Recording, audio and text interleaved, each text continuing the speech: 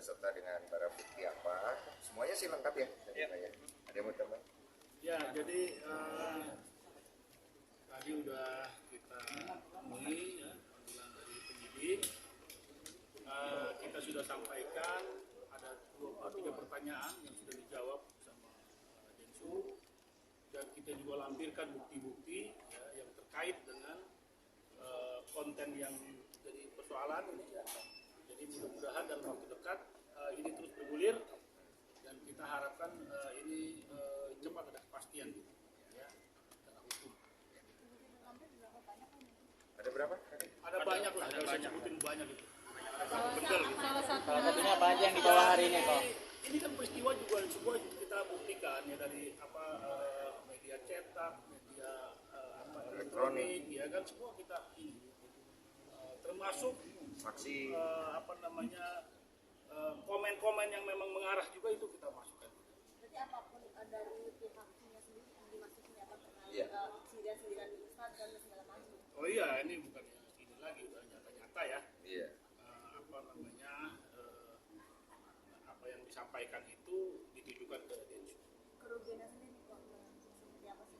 Tadi udah disampaikan juga. Jadi kalau kita kan memang melihat ini kan kasus yang terkait dari 10 tahun yang lalu dan ingin kita selesaikan secara hukum dengan kerugian-kerugian dalam bentuk material, imaterial, kemudian nama baik rusak, terus kemudian gagal nikah berapa kali. Pokoknya semua kerugian yang menurut Pak Polisi tadi kira-kira bisa dimasukkan, saya masukkan semua. Termasuk peneroran, saya mengalami teror dulu kan berapa kali, teror segala macam. Jadi itu kita masukkan semua. Nanti itu kan dibuktikan oleh penyidik. Nah kira-kira valid atau enggak nanti penyidik semua. Terornya dalam bentuk apa kok? Hah? Terornya dalam bentuk apa kok? Dulu saya pernah ada orang ngaku-ngaku intel lah di depan kosan saya. Terus si orang ini juga pernah datang dengan pacarnya ngamuk di depan kosan saya. Ya si VA itu. Jadi ya, biar apa teman-teman tahu ya. Tadi kita masuk jam berapa? Jam 10 ya. Jam 11 ya, jam 11 selesai ini. Jadi memang panjang sekali harus apa namanya kita sampaikan sehingga 23% itu padat sekali. Ya, padat sekali itu pertanyaan. Ditambahkan lagi bukti-bukti itu ke materi jangan ya.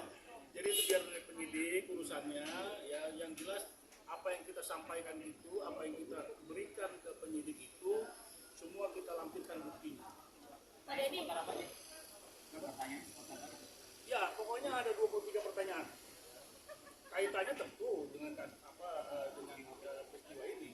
Kronologi kejadian dari awal sampai yang Jadi itu dulu. jelas, Pak.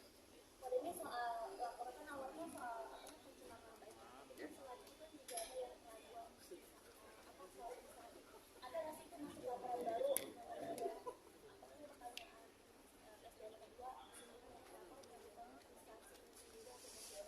Oh, kita masih fokus di pelaporan pertama dulu.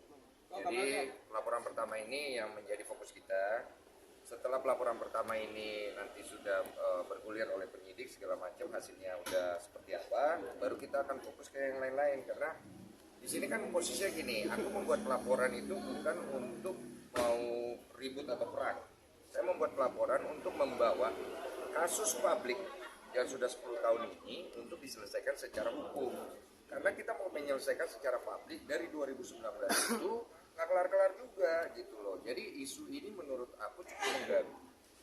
Dan kalau ditanya saya merasa dicemarkan, saya merasa dicemarkan gitu. Dan kalau beralibi bahwa itu bukan buat saya katanya seperti itu kan alibi dari pihak mereka. Nanti kita bisa buktikan itulah selama proses penyelidikan dan penyidikan. Ini kalau dia mau beralibi atau dia mau berdalih itu silakan, itu hak dia. Ya. Tapi yang pasti dari awal kita sudah mau melaporkan ini ke polisian dan laporan diterima, kita akan buktikan bahwa ini perkara ini akan terus berlanjut dan ini terpenuhi unsur pidananya.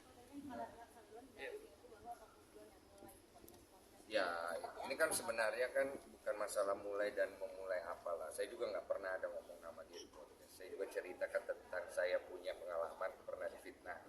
Bukan untuk ngejatuhin dia, tapi untuk membangkitkan semangat orang yang saya sedang ngobrol itu yang juga melakukan kesalahan dalam hidupnya. ya sharing. Saya ini mau pakai acuan apa gitu. Yang saya punya kan cuma pengalaman hidup. Saya kan orang pintar. Pernah mengalami banyak hal dalam hidup saya. Inilah ilmu saya yang saya bisa kasih. Tujuannya apa? Tujuannya untuk membantu orang, karena dulu saya pernah mengalami masalah dan saya kepengen membantu orang sebagaimana saya dulu tolong sama Tuhan. Tapi kalau kemudian akhirnya nyinggung beberapa pihak, ya kita harus maklumi juga. Tapi kan kita lihat dari unsur pidananya masuk tidak. Nah, saya kan tidak ada melakukan hal seperti itu, maka dia kalau merasa kan tinggal laporkan. Saya merasa kemarin saya laporkan, gitu. Dan saya lihat unsur itu bisa masuk dalam unsur pidana dan dibantu oleh kuasa hukum saya, itu kita luruskan secara hukum. Ada di bicara soal pidana sendiri ini tega maksudnya sampai akhirnya mau menjarakan. Jadi gini, tujuan kita itu bukan untuk memenjarakan siapa-siapa. Tujuan kita adalah membawa kasus publik ini ke ranah hukum supaya edukasi hukumnya ada. Gitu. Jadi kalau tujuan dibilang Mas Denny tega menjarain orang, enggak. Kalau saya tega menjarain orang, dari 2019 ketika tes DNA pertama itu sudah keluar, secara valid saya sudah difitnah. Tapi saya tidak melaporkan orang itu ke polisi karena saya masih punya hati nurani. Nah, karena sudah seringnya diulang pola-pola ini dan beralibi, membangun opini, menciptakan asumsi, saya pikir ini arahnya nggak bagus. Nggak bagus buat keluarga saya, nggak bagus buat anak yang dia bilang, anaknya dia yang dia bilang mengalami dampak mental psikologi kan. Nggak ada bagusnya. Jadi kita bawa ke ranah hukum supaya dihukum, diselesaikan dengan baik, jadi edukasi yang bagus. Mau melihat tanggapan pihak sebelah podcast dengan Dr. Richard seperti apa nih? Ini kawan-kawan ya, ini demi kepastian hukum. Ini demi kepastian hukum ya. Jadi kita bukan tujuan kita juga menjarakan, konsekuensi hukum aja. Konsekuensi Kalau hukum. nanti hakim memutuskan dia bersalah ya konsekuensinya harus dihukum. Loh, kalau itu urusan hakim, urusan nanti pengadilan. Sekarang ini masih lidik ya. Tahapannya panjang ini, ya nanti lidik, ya sidik, ya nanti P21, jaksa, ya kan, baru ke pengadilan. Tapi kalau Ya, hukum ini iya edukasi untuk masyarakat ini, ya supaya ada kepastian. tapi kalau hukum menawarkan justice Restorasi. Ya saya nggak bicara itu. Itu tahapan itu pasti ada. Cuma hal itu sudah kita lalui dari 2019. Nantilah Itu kalau nanti kita itu bicarakan. nanti kalau udah ada justice restorasi Iya. restoratifnya seperti apa, Iya. nanti kita lihat. Tapi poinnya kita di sini kan bukan mau bikin pelaporan terus kemudian bergimik, bukan itu. Kita tidak sedang bergimik di sini. Kalau memang dari penyidik menyatakan ini P21 masuk ke proses pengadilan, kita ikut semua sampai endingnya di mana. melihat tanggapan dia. DNA dilakukan di sini. Singapura gimana Pak Niko? Langsung banget aja ya, apa? Tinggal diatur aja. Kan babangnya sudah ngomong, wah, kan saksi kalian loh saksi. Jadi kan udah oke aja. Mau di mana aja boleh. Tanggalnya belum sih. Oke karena sekian kita dapat.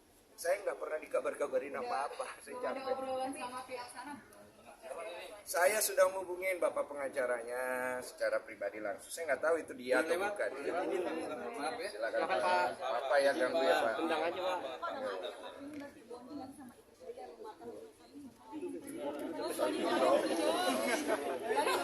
Cakar.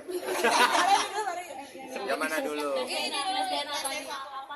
Kan udah komunikasi sama pengacara. Udah, saya kan ngomongin kan waktu itu kan dia bikin klarifikasi press conference. Saya nonton katanya ngajak untuk duduk bareng membicarakan itu. Saya bilang ayo diselesaikan, mau tes DNA ayo. Tapi kan kita hubungin, tapi sampai sekarang jadwalnya katanya masih sibuk segala macam. Ya saya mengerti lah, orang kan mungkin punya jadwal. Saya pikir kalau memang serius ya harus selesaikan cepat kan gitu. Karena dari pihak kami kan dari awal ayo. Mau jam itu, jam ini, jam apa. Tapi akhirnya kan dari perkataannya merujuk bahwa ini tes DNA kan kenapa harus merasa. Ini kan belum tentu buat Denny Sumargo. Bisa saja buat orang lain. Saya pikir kok arahnya di publik jadi ngawur ini. Jadi kita pikir ya sudahlah, dilaporkanlah secara hukum biar jelas apakah masuk unsur pidananya atau tidak. Oke.